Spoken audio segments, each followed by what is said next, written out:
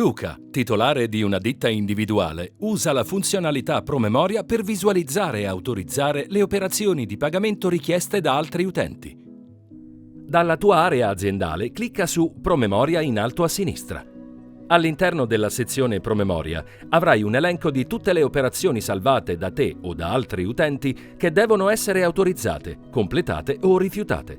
Ogni operazione avrà una data di scadenza, che sarà evidenziata in arancione nel caso in cui la scadenza sia prossima. Cliccando sul nome dell'operazione potrai visualizzarne i dettagli e vedere quali sono i pagamenti che la compongono. Per i bonifici multipli, gli incassi RIBA ed i pagamenti RIBA puoi aggiungere altri pagamenti memorizzati della stessa tipologia di quello che hai inizialmente selezionato. Una volta selezionate le operazioni che desideri, clicca su Continua.